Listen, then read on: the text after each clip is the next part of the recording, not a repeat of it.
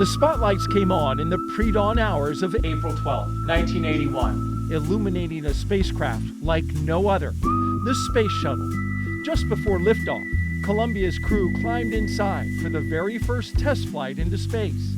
Today, we recall the amazing story of that first mission and listen to rarely heard details from Columbia pilot Bob Crippen, next on the Rocket Ranch. BGS Program Chief Engineer, verifying no constraints to launch. 3, 2, 1, and liftoff. Welcome to space. Bob Crippen was a rookie astronaut in 1978 when NASA assigned him and veteran astronaut John Young to train for the very first space shuttle flight. I was ready to turn handsprings at that moment. The launch was nearly perfect. Not a ride like it anywhere else. But after getting to space, Crippen made a disturbing discovery.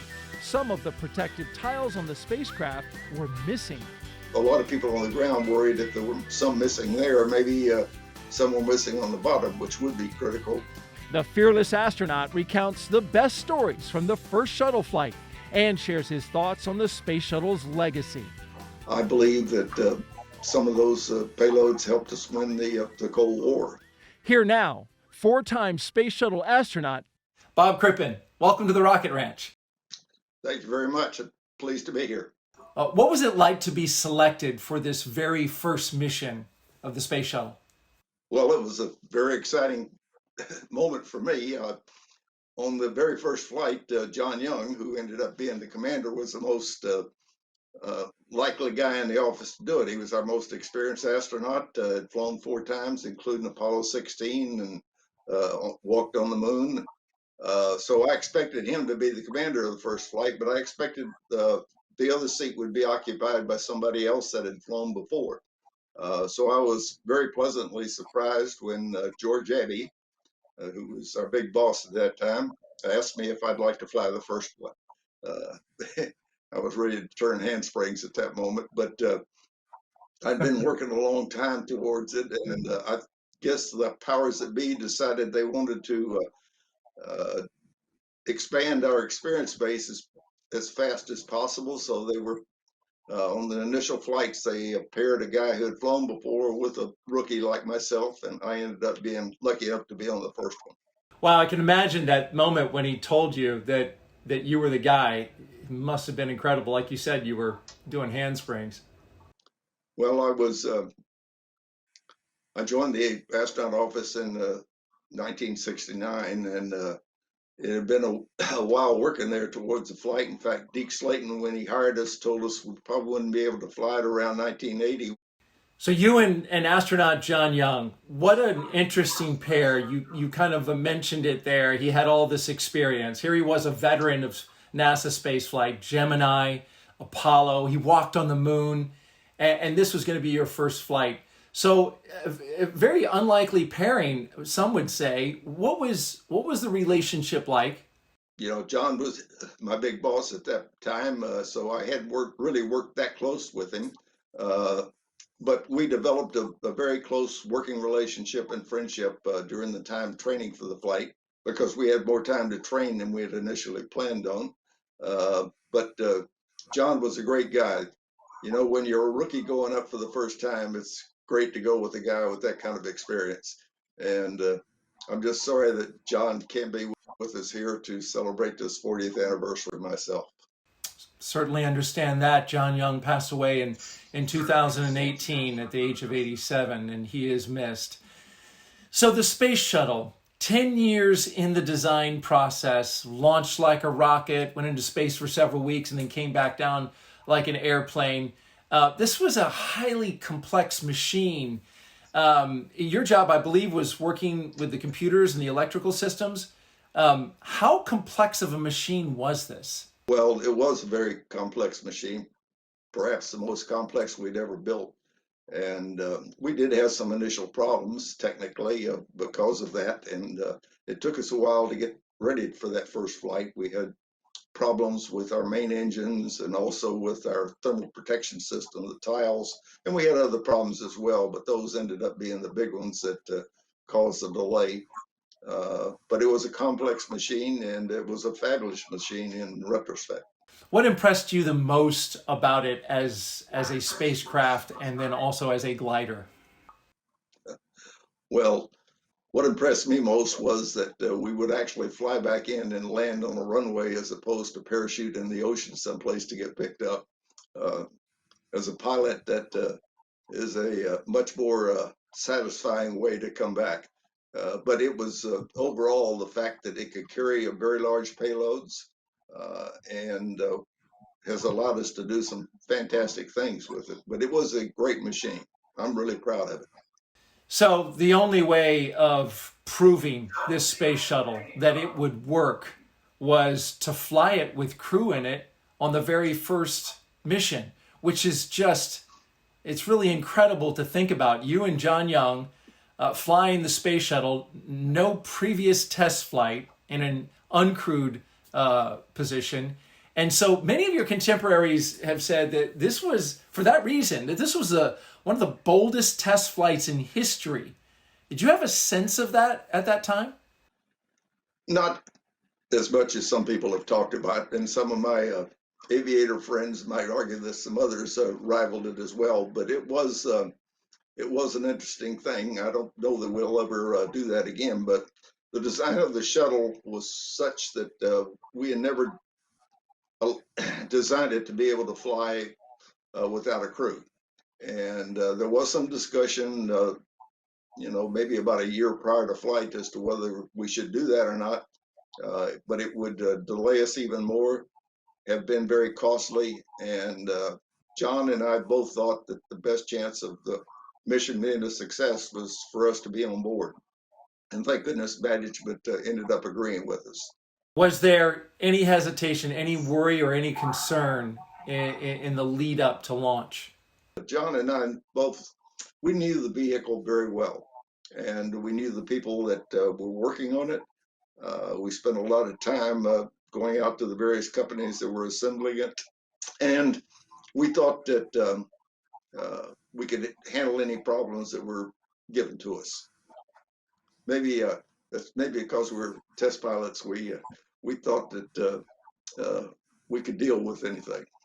Hey, you guys were certainly the right stuff. Let's go back to that day, April 12th, 1981, here at the Kennedy Space Center.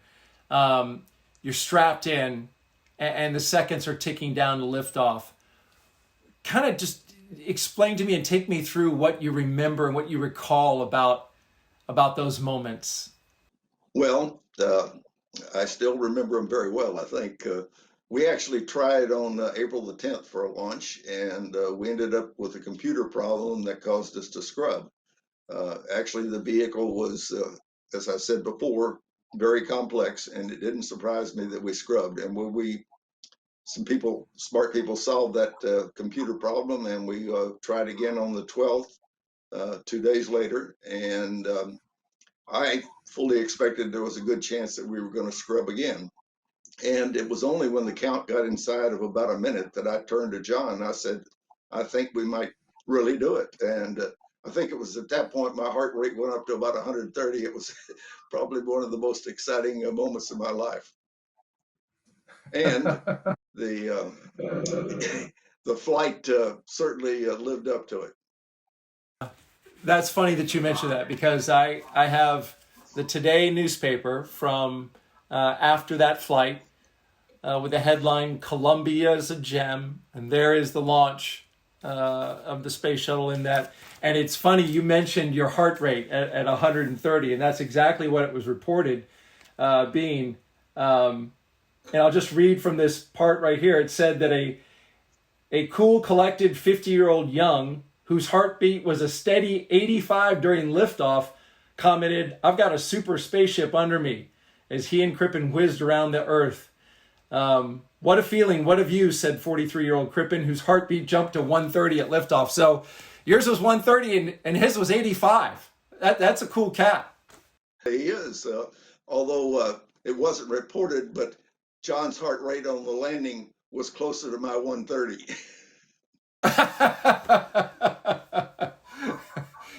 Let the record show. Well, I tell you, as it lifted off, tell me about what kind of ride that was like. Well, it was an exciting ride. Prior to that time, especially with the Saturns, they were very slow to lift off. But when the space shuttle was about lit the solid rockets, it lifted off with a nice fast acceleration. The only thing I've been able to liken it to was like a catapult shot coming off an aircraft carrier. Uh, but it got up and moved out. I guess because it was winged, most people had never realized that all of the other expendable vehicles tend to rotate right after they lift off to get themselves oriented in the direction they want to go. When we rotated, I understand it made a lot of the spectators kind of nervous because they thought something was wrong, but all it was doing was what it was supposed to do. Um, it is rather noisy, a lot of shaking going on with those solid rockets. I've likened it to driving my pickup down an old country washboard road. You just kind of shaking along, but that lasts about 2 minutes, and it's quite a ride. You get up, but the acceleration's not that much. You only 3 Gs was the max. We throttle the engines actually to maintain that, not for the crew, but for the payloads that we'd be carrying. But after the solid rockets burned out, actually that really got my attention because we went from about 3 Gs down to about a half a G, and it got very quiet, very still, no shaking. I thought for a moment maybe the main engines had quit too, but checking the instruments, it said they were still running. And then accelerating on out to 3 Gs again, and 8.5 minutes, you're going 17,500 miles an hour. Not a ride like it anywhere else. I can only imagine. Wow. Just listening to your description of it is thrilling in and of itself. So you circled the Earth 36 times. You were up in space for about 2.5 days.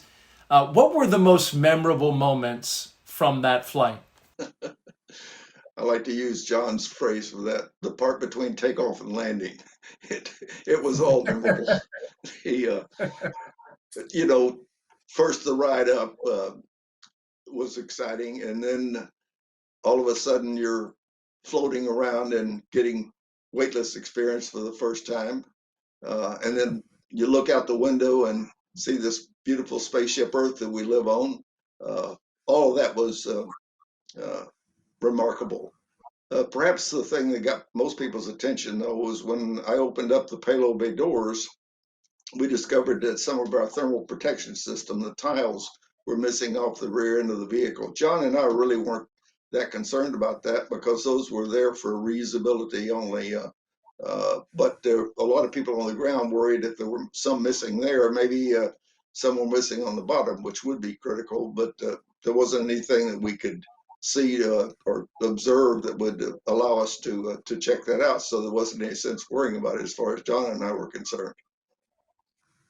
You didn't worry at all.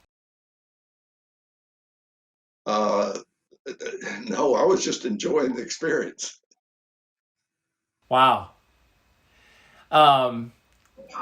So the flight is completed. You're getting ready to land, and as you're coming down, I can imagine the re-entry of this vehicle for the first time. How did it perform when it was coming back into Earth's atmosphere? It was fantastic. There were, there were a lot of aerodynamic things that we had to worry about, but the vehicle flew beautifully. It did reach some limits that we had to be a little bit concerned about with the way our body flap was moving and a few other things. But in essence, it was a beautiful landing all the way from when we did the deorbit burn to touchdown. The John took over a few times during entry, doing the role reversals just to get the feel of the vehicle. And when we came out of blackout, the ground got excited because they knew we hadn't, the tiles must have been okay because we'd survived that. And I remarked as we came over the California coast that that was a great way to come to California. And it was a beautiful day in California too. we could see Edwards Air Force Base, our landing site, from well over 100 miles away. And I believe we could have just flown in visually, but we had good guidance. And John took over finally just as we came overhead at about 40,000 feet, and started a big roll reversal. And when he rolled left, I looked out his left window, and I looked down at the lake bed, and there's thousands of people out there. And I said to John, I hope they're not on the runway, but they weren't, thank goodness. But John brought the vehicle around and did a marvelous landing like I knew he would. And John was about as excited at that point as I've ever seen him. 225,000 people, it was reported, Bob, were there on that dry lake bed watching. What was that sight like?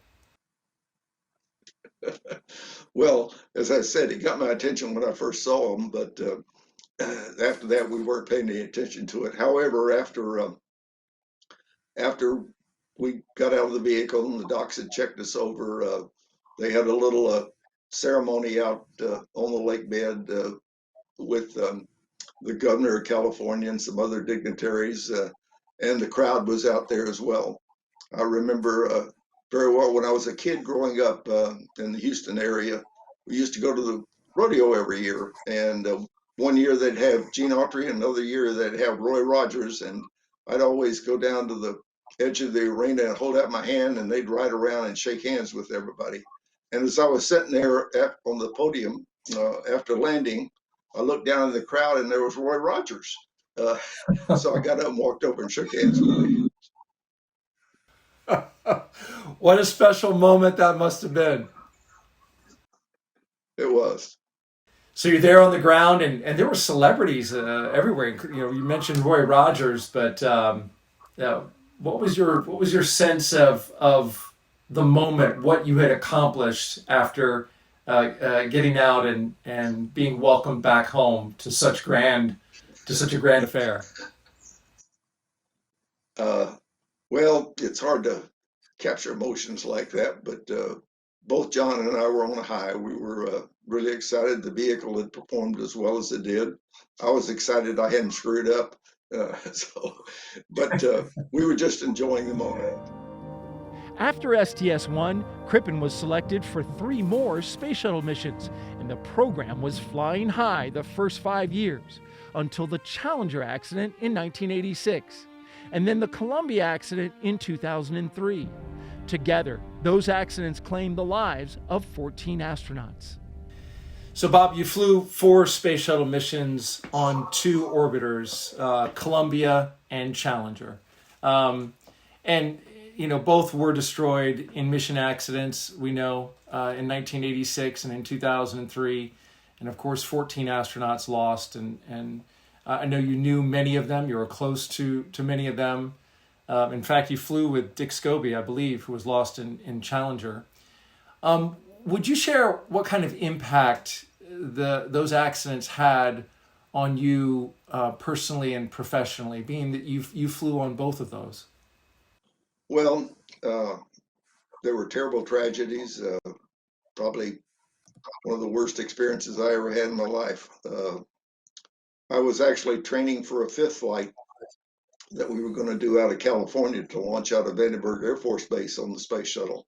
And I was in Los Alamos, New Mexico, working with the crew, training on one of our payloads when we watched the launch of STS-51L.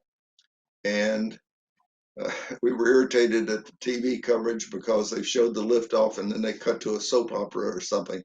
And saying foul words walking out of the room when the picture came back to the terrible sight of the solid rockets peeling off of the space shuttle. And well, I knew as soon as I saw the accident that the crew was lost, and I had very good friends on board. Just as you said, I flew with Dick Scobie. He was on my 3rd flight. He was my pilot on that. And it was a sad moment, one that I never forget. I'll never forget. Every anniversary, it tears me up a little bit. This year was the 35th anniversary of that terrible tragedy. But NASA did what it usually does in that kind of thing. It pulled itself together, tried to correct the mistakes, and got back flying again. And I was part of the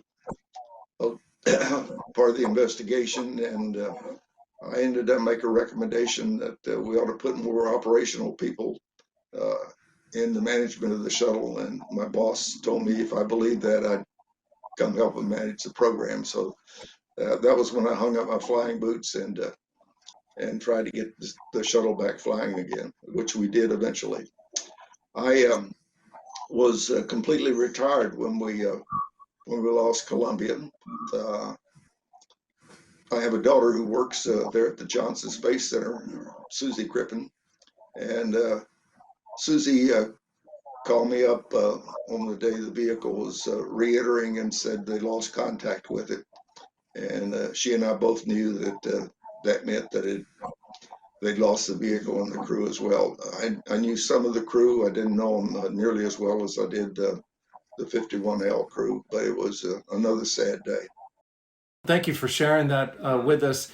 It's interesting to me that you took it as a motivation to get into management, to be involved, to have. You were an astronaut, and so now you put yourself in the operations. Did that carry through with you throughout your management career?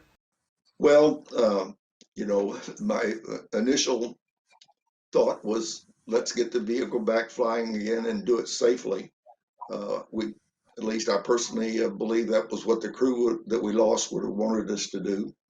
And I did learn some lessons throughout that. Actually, that return to making that happen, which I worked with a lot of people like Connie Aldridge, who was the director of the Space Shuttle program at that point, and Dick Coors, who was looking over the engineering. The three of us worked hard for a couple of years to make that happen, and we were all very proud of it when Rick Houck, who I'd flown with on my second flight, successfully lifted off again. Bob, the collective history of the Space Shuttle program is impressive, right? It was used to repair damaged satellites while in orbit, the most striking being the Hubble telescope. And it was also, it flew 37 shuttle flights, which were necessary to build the International Space Station, which 20 years after humans first got aboard is still up there. Doing great science. 135 missions, 542 million miles. It was a long program. What do you think the legacy of the Space Shuttle program is that all began with your first flight? I think it was one of undoubtedly the most fantastic flying machines we've ever built. As you said, it allowed us to do some great things. One, early on, we were flying flights for the Department of Defense.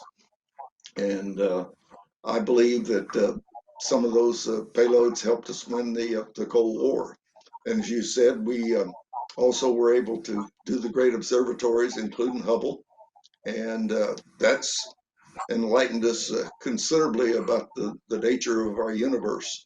And went on to build the International Space Station, which is still flying today. We had the two terrible tragedies that shouldn't have happened, in my opinion, but they did.